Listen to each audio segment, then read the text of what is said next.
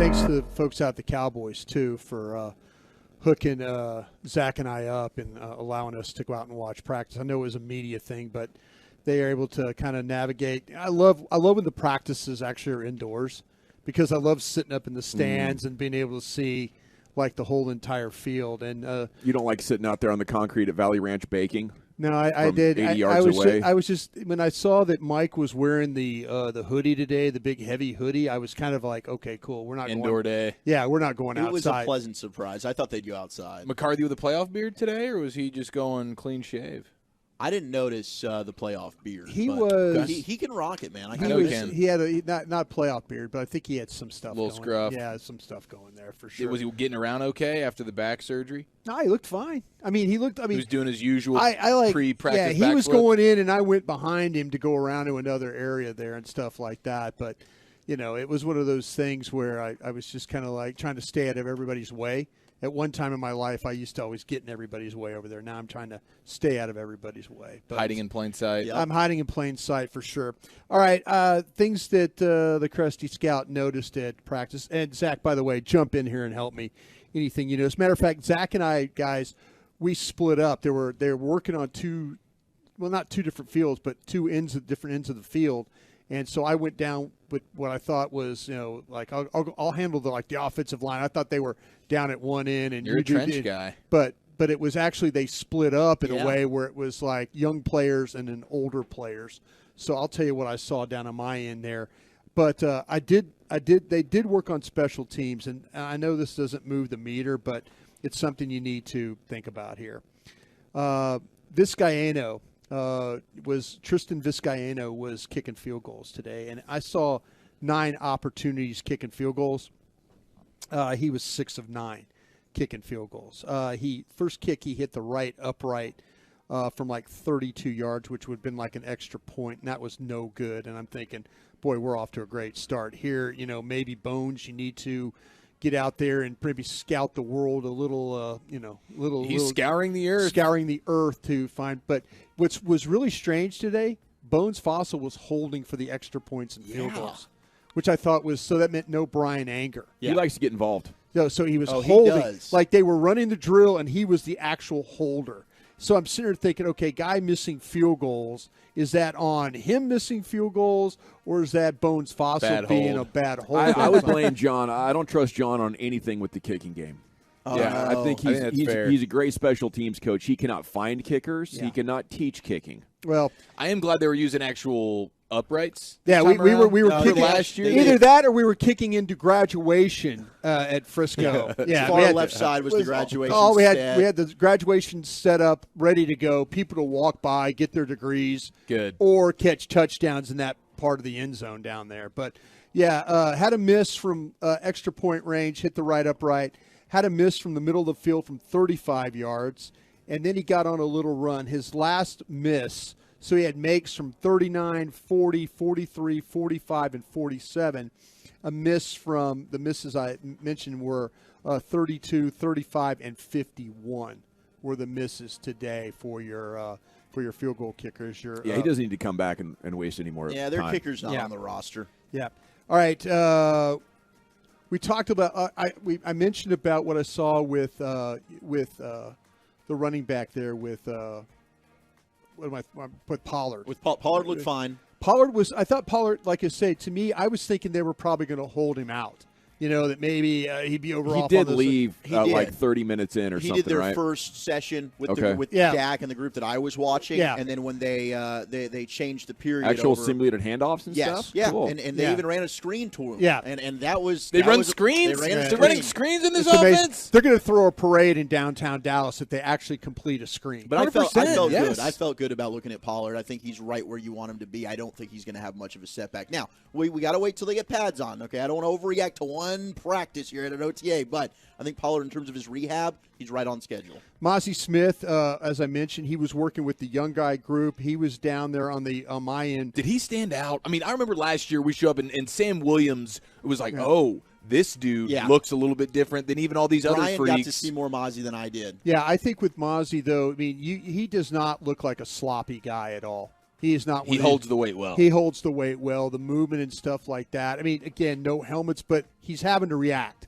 Like, you don't want to be the guy that's having, ball hook you on a reach play or stuff like that. You want to be able to extend and all that. The guy that was really active on my end of the field down there was Fehoko, Junior Fehoko. And he was the guy that we've talked about. He was a defensive end at San Jose State, and now they're putting him as a 3 technique, as that under tackle, they call it, on the outside shoulder of the guard, playing inside there. So he was working with Mozzie Smith there. 3 basically means pass rushing DT, right? Yes. Yeah, it really. It's the more like you're taking the gap. Up the field. The other guy who plays the 1 is dealing with the double team blocks, mainly with the centers. It's hard. Sometimes those centers can reach a 3, depending on if you're wide or not. So, but he was that was going on down on my end. I did notice that because down on your end, though, because I was looking for Schoonmaker. Yes, so Schoonmaker's a good-looking player physically. I mean, when you see him standing there on the side, you're like going, cocky built. Oh, he's cocky built. Yeah, he really, really is. Good to know. And he was, and I'll tell you what, he's got some. He looks bigger than the other tight ends, height-wise and width-wise. He does. You know who kind of looks like he might have slimmed down a little bit, and you could tell his movement was better from a year ago when we saw him, was Ferguson. Fergie looked good out there, I thought. You also saw some on my side, Turpin a lot as a receiver. They moved him around. He was moving in the slot, though. There, they played him at receiver. I'm also interested, when they put out the first step chart and we go out there, Malik Davis was over on my side working behind TP. Yeah, Jones was down. Ronald Jones was on my end with the young guys. I wonder if Malik Davis is ahead of Ronald Jones.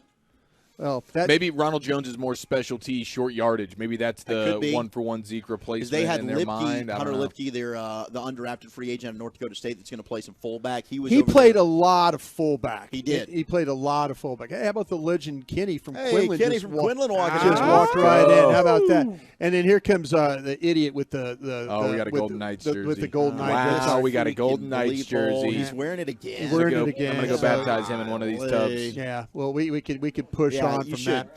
But anyway, to the tub. But the thing about the to me with, like I say, I was interested with Schoonmaker was up with the veterans and not down with the young guys. So maybe a little bit more of an opportunity for him there. I did notice something though at one time too, and on the young guy field, Ontario Drummond, the wide receiver, they were playing him at running back. So I wonder if this is one of those things where are we going to see potentially running backs in the backfield. Mm-hmm. Kind of a thing. It was maybe something that you kind of keep an eye on.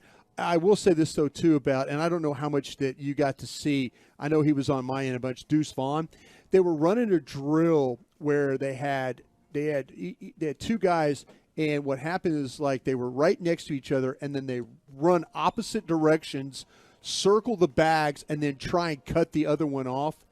2 times that Deuce Vaughn did that drill, the defender was nowhere near getting to him. Deuce is special. This guy has got, when you start to talk about, okay, it's go the opposite direction, circle the bags, and then explode. Yeah. And then your defender's taught to cut the angle off. They didn't have one. His quickness is tough. It was like it's a challenge. They couldn't cut the angle on it. The only angle is to meet him in the tunnel. That's a touchdown at that point. Well, I'll tell you what, he does look short though. Oh, he looks hard to find. He was going to look. He looks. Was it like almost? Was it like because like with Turpin? I remember at training camp with Turpin, it was we knew he was coming in small. And it was like, dang. No, it's not quite because he's round. I mean, he's a thick bowl of oatmeal. Yeah, that's right. That's right. Yeah, yeah. But he is a short guy. I mean, it's not like he's as tall as the bowl of oatmeal as well. Yes, that's the thing. he is. He's looking. He's. But the explosiveness that he shows, like I love that. That's the best thing I've heard about the Cowboys since they drafted Mozzie Smith. That's exciting, and I will say Overshone's a guy. When you see him, Eric, you'll notice he moved. I mean, the fluid hips. You can tell he's a converted DB, right? And now he's playing linebacker. Like you mentioned, Sam Williams jumped out. Overshone jumped out to me. So did Isaiah Land, who they like a lot. Yeah, they like Land a lot. He is much bigger than I thought he was going to be. Yeah, coming out of Florida A&M, he was kind of an edge, just like. But you talk about he worked with the linebacker group. Yeah, though. he was with the linebacker. And speaking of linebackers today, a lot less of. I didn't see Micah down on your end. Okay. He was doing a lot of linebackers standing up. He did not much edge stuff. Yes. in the drills. Which stood out to me. He was playing off-ball linebacker, but then when they went to their individual individual groupings, he went with the defensive line. So it was interesting when they went ahead and they were doing their team period. He was playing off-ball linebacker, then moved. I also think tempo is going to be something that is more of an emphasis under McCarthy and Schottenheimer than it was on Kellen Moore. They were trying to line up quick, the rotating guys in and out, the cadence. That's something I think Dak's working on a lot more, but the tempo will be something to keep an eye on this offseason for the Cowboys. And the final thing is we mentioned that Kelvin Joseph, I think we talked about it earlier, Kelvin Joseph was getting work at safety, and then also, too, with who else was there? Matt Farniak was getting work there at guard. So he was the first guard. Tyler Smith was playing the left tackle. Matt Farniak was the left guard. When Tyron was at right tackle. And Tyron was at right tackle there. So thank you, gentlemen. There you go. Great job today. Fantastic report there for you Cowboys fans. Our off-season coverage of OTAs and minicamp is presented by Bosch. Every day you get Krusty's Corner at 2:40. It's a former NFL scout, Cowboy scout, NFL executive, and Krusty's Corner every day with you here in the GBag Nation.